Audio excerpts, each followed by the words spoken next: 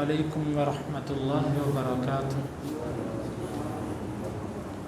سورۃ الاعراف آیت نمبر 34۔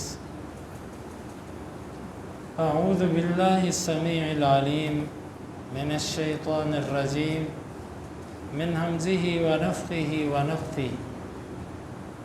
وَلِكُلِّ، اور ہر ایک کے لیے، امت، ہر ایک امت کے لیے، اجل، ایک مدت ہے۔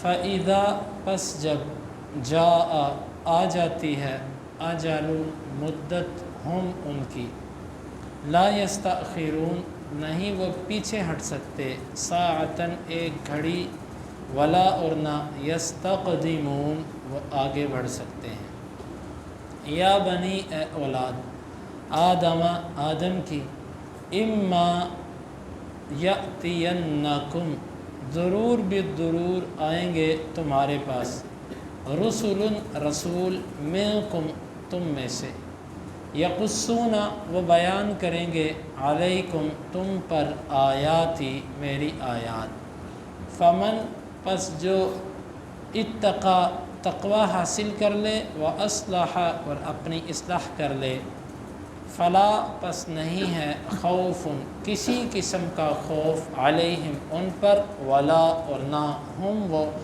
یحزنون، غم زدہ ہوں گے، والذین، اور وہ لوگ، کذبوا، جنہوں نے تکذیب کی، بآیاتنا، ہماری آیات کی، واستکبروا، اور انہوں نے تکبر کیا، عنہا، اس سے، اولئک، یہی، اصحاب، والے ہیں، النار، آگ، ہم وہ، فیہا، اس میں، خالدون، ہمیشہ رہیں گے۔ فمن، پس کون ہے، اظلم، بڑا ظالم، ممن، اس سے، افترا، جس نے گھڑا، علی، پر، اللہ، کذبا، جھوٹ، او، یا، کذبا، اس نے جھٹلا دیا، بآیاتہ، اس کی آیات کو، اولئک، یہی لوگ، ینالو، پہنچے گا، ہم، ان کو، نصیب، حصہ، ہم، ان کا، من، سے، الکتاب، کتاب، حتیٰ، یہاں تک کہ، اذا، جب، جاءت، آ جائیں گے، ہم، ان کے پاس، رسولنا، ہمارے فرشتے، یتوفون، وہ فوت کریں گے، ہم، ان کو، قالوا، وہ کہیں گے، این، کہاں، اینما، کہاں، کنتم، تھے تم، تدعون، تم پکارتے، من، سے، دون، علاوہ، اللہ، قالوا، وہ کہیں گے، ضلوا، گم ہو گئے، عنا، ہم سے، وشہدوا، اور وہ گواہی دیں گے، علی، خلاف، انفسہم، اپنی جانوں کے، انہم، بے شک وہ، ہم، وہی، کانوا، تھے، کافرین، کافر۔ وَلِكُلِّ أُمَّةٍ أَجَلٌ، اور ہر امت کے لیے ایک مدت ہے، فَإِذَا جَاءَ أَجَلُهُمْ لَا يَسْتَأْخِرُونَ سَاعَةً وَلَا يَسْتَقْدِمُونَ، اور جب وہ مدت آئے گی، وہ ایک گھڑی نہ آگے بڑھ سکیں گے اور نہ پیچھے رہ سکیں گے۔ یا بنی آدم اما یأتینکم رسل منکم، اے آدم کی اولاد، ضرور بھی ضرور تمہارے پاس میری طرف سے رسول آئیں گے، یقصون علیکم آیاتی، وہ تم پر میری آیات کو بیان کریں گے، فمن اتقی واصلح فلا خوف علیہم ولا هم یحزنون، پس جس نے تقوی اختیار کیا اور اصلاح کر لی، اس پر نہ کسی قسم کا خوف اور نہ وہ غمزدہ ہوں گے، والذین کذبوا بآیاتنا واستکبروا عنہا، اور وہ لوگ جنہوں نے ہماری آیتوں کی تکذیب کی اور ان سے تکبر کیا، اولئک اصحاب النار هم فیہا خالدون، یہ آگ والے ہیں اور اس میں ہمیشہ رہیں گے۔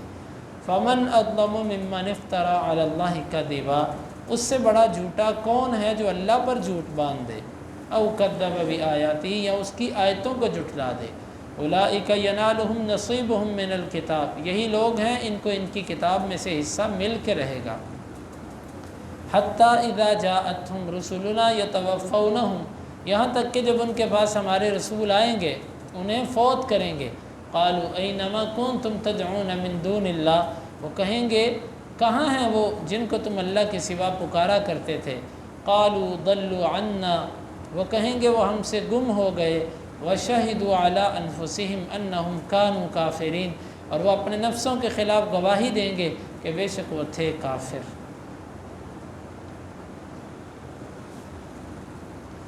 ہر امت کے لیے ایک وقت ہے، جب اس کی موت کا، ہلاکت کا وقت آتا ہے تو وہ ایک گھڑی نہ کبھی آگے ہو سکتا ہے نہ پیچھے، بلکہ یہ موت کے لیے تو ہے ہی، ہر کام کے لیے۔ اس لیے کسی بھی قسم کی مصیبت میں اپنے دل کو تسلی دینے کے لیے یہ آیت سامنے رکھیں کہ بھئی اس کام کا یہ وقت آ گیا تھا اور یہ ہو کر رہنا تھا، میں کبھی بھی اس کام سے بچ نہیں سکتا تھا، اس مصیبت سے میں کبھی بھی بچ نہیں سکتا تھا۔ اور آگے فرمایا کہ اے آدم کی اولاد، ضرور بھی ضرور تمہارے پاس میرے رسول آئیں گے، وہ میری آیتیں پڑھ پڑھ کے سنائیں گے، جس نے تقوی اختیار کیا اور اپنی اصلاح کر لی۔ یعنی تقوی، اللہ سے ظاہراً باطناً ڈر گیا، دل سے بھی ڈرا اور ظاہراً اعمال بھی ایسے کیے جو ڈرنے والوں کے تھے، اور اپنی اصلاح کر لی، گناہ چھوڑ دیے۔ اصلاح کرنا، گناہوں کو چھوڑ دینا، تقوی اختیار کرنا، نیک اعمال ظاہراً اور باطناً شروع کر دینا۔ جس نے نبیوں کی تعلیم کے بعد یہ دو کام کیے، تقوی اور اصلاح، اس پر نہ خوف اور نہ غم۔ خوف ہوتا ہے آنے والی زندگی میں کسی قسم کا خطرہ، اور غم ہوتا ہے گزری ہوئی زندگی میں کسی قسم کا رنج اور دکھ۔ یعنی جس نے یہ دو کام کر لیے، تقوی اور اپنی اصلاح، اس بندے کو نہ مستقبل میں کوئی خوف اور نہ گزری ہوئی زندگی پر کسی قسم کا رنج اور غم اور ملال ہوگا۔ اس کے لیے امن ہی امن ہے اللہ رب العالمین کی طرف سے۔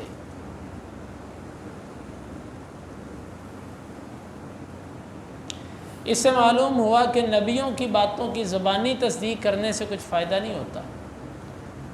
کمال فائدہ آپ کو اسی وقت ملے گا جب تقوی اور اصلاح بھی ہو۔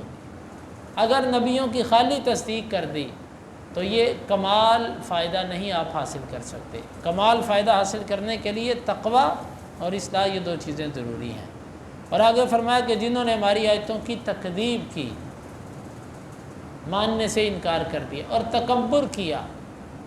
تکبر بھی یہ ہوتا ہے کہ حق کو قبول نہ کرنا، ایک ہوتا ہے تکذیب کر دینا، کسی کو کہنا یہ جھوٹا ہے، اور دوسرا یہ ہوتا ہے کہ زبان سے تو ایسا نہ کہے لیکن مانے بھی نہ، یہ تکبر ہے۔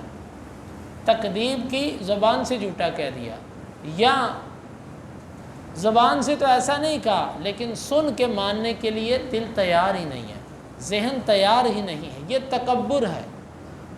ہر وہ بندہ جو حق کو سننے کے بعد قبول نہیں کرتا، اس آیت کی روشنی میں اس بندے کے اندر تکبر ہے۔ اولئک اصحاب النار، یہ لوگ آگ والے ہیں، ہم فیہا خالدون، اس میں یہ ہمیشہ ہمیشہ رہیں گے۔ اور آگے فرمایا کہ اس بندے سے بڑا ظالم کون ہے جو اللہ پر جھوٹ باندھتا ہے۔ اللہ پر جھوٹ باندھنے کی کئی قسمیں، نبوت کا جھوٹا دعویٰ کہ میں نبی ہوں، حالانکہ اللہ نے نبی نہیں بنایا، یہ اللہ تعالیٰ پہ جھوٹ ہے۔ یا اسی طرح اللہ کی طرف کسی بات کو منسوب کر دینا، اللہ نے قرآن میں ایسے کہا ہے، اللہ نے دین میں یہ بات کہی ہے۔ یا کوئی اپنی طرف سے بدعت بنا کے کہنا اللہ اس سے بڑا خوش ہوتا ہے، اللہ اس سے بڑا راضی ہوتا ہے، یہ عمل کرو اللہ کو بڑا پسند ہے، اپنے پاس سے نہ آیت نہ حدیث، کچھ دلیل نہیں، اپنے پاس سے۔ اللہ تعالیٰ کہتا ہے اس سے بڑا ظالم کون ہو سکتا ہے؟ یہ اللہ کی آیتوں پر جھوٹ باندھتا ہے، اللہ تعالیٰ پر افترا باندھتا ہے۔ او کذب بآیاتہ، یا اس سے بڑا ظالم کون ہے جو میری آیتوں کو جھٹلا دے۔ یہ لوگ ہیں، ان کو ان کا حصہ مل کے رہے گا کتاب سے۔ حصے سے مراد یہاں پر یعنی یہ اللہ کی تکذیب بھی کرتے رہیں، اس کے باوجود اللہ نے جو ان کے لیے رزق، عمر اور جو ان کے لیے نعمتیں لکھی ہیں وہ اللہ ان کو دے کے رہے گا، تاکہ اللہ تعالیٰ ان پر اپنی حجت پوری کر دے۔ ان کو ان کا حصہ مل کے رہے گا کتاب میں سے، یعنی کہ جو اللہ نے لوح محفوظ میں ان کے لیے لکھا ہے وہ پورے کا پورا ان کو ملے گا۔ حتیٰ اذا جاءتہم رسلنا یتوفونہم، جب ہمارے فرشتے آتے ہیں ان کی روحیں قبض کرنے کے لیے، ان کو فوت کرنے کے لیے، اس وقت وہ فرشتے کہتے ہیں کہ بلاؤ آج وہ کدھر ہیں جن کو تم اللہ کے سوا پکارا کرتے تھے، تمہارے وہ غوث جس کو تم کہتے تھے غوث عبد القادر جیلانی شیئا للہ، اللہ کے لیے میری کچھ مدد کر دو، وہ تمہارا داتا جس کو تم کہتے تھے یا داتا، وہ تمہارے یا علی مدد، یا رسول اللہ مدد، یا حسین مدد، یا حسن مدد، یا جنید، یا فلاں یا فلاں یا فلاں، آج وہ کدھر ہیں تمہارے؟ بلاؤ انہیں۔ کئی لوگ کہتے ہیں یہ آیتیں جی یہ بتوں کے بارے میں اتری ہیں۔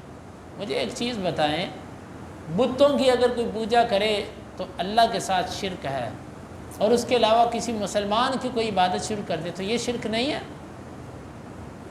یہ کیا بات ہوئی؟ ایک کام کسی غیر کے لیے تو جائز نہیں، اور وہی حرام کام مسلمان کے لیے جائز ہو جائے؟ یہ تو ایسے ہی ہے کوئی کہے جی زنا کی جو ممانعت تھی نا وہ تو مشرکین مکہ کے لیے تھی، ہمارے لیے تھوڑی ہے، ہمیں کب منع کیا اللہ نے؟ یہ ایسے ہی ہے، اس وقت بت پرستی تھی، اللہ نے اس کے رد میں آیات اتاری، لیکن آج کے دور میں تم بت چھوڑ کے بندوں کو پوجنا شروع کر دو، یہ جائز ہو گیا؟ یہ کیسے جائز ہو سکتا ہے؟ تو جس کو بھی تم اللہ کے سوا پکارتے تھے، یہ آیت بڑی صریح دلیل ہے، لہٰذا اس میں صوفیہ اور گمراہ قسم کے لوگوں کا خوب رد ہے، جو کہتے ہیں کہ جی ہمارے پاس بزرگ قبر میں آ جائیں گے، ہمارے پاس حشر کے میدان میں آئیں گے، ہمارے پاس ہمیں پل صراط پار کروا دیں گے، ایسا کر دیں گے، ویسا کر دیں گے، سب کے سب لوگوں پر یہاں پر رد ہے۔ اللہ تعالیٰ کہے گا لاؤ جن کو تم اللہ کے من دون اللہ، اس میں نبی بھی آگے، اولیاء بھی آگے، شہداء بھی آگے، سب کے سب شامل، ہر کوئی اللہ کے سوا جس کو تم پکارتے رہے آج اس کو بلا کے لاؤ۔ پھر کیا ہوگا؟ قالوا ضلوا عنا، وہ شرمندہ ہوں گے اور کہیں گے ہم سے تو وہ گم ہو گئے، آج تو وہ ہمیں نظر نہیں آ رہے، دنیا میں ہمیں جھوٹی تسلیاں دینے والے، جھوٹے سلسلوں کے اندر ہماری بیعت کروانے والے، اور ہم سے نذرانے کھانے والے، اور ہمیں جھوٹے مذہبوں کے اندر الجھانے والے، آج تو وہ ہم سے گم ہو گئے، ہمیں وہ کہیں نظر ہی نہیں آ رہے۔ وَشَهِدُوا عَلَىٰ أَنفُسِهِمْ أَنَّهُمْ كَانُوا كَافِرِينَ، پھر سوچ سوچ کے اسی بات پہ کہیں گے کہ یار اصل تو کافر ہم بھی نکلے نا، ہم نے کیوں ان کی بات مانی؟ ہم عقل مندی کا ثبوت دیتے کہ ہم ان کے پیچھے نہ لگتے، لیکن اصل کافر تو ہم لوگ نکلے کہ ان کے پیچھے لگ گئے۔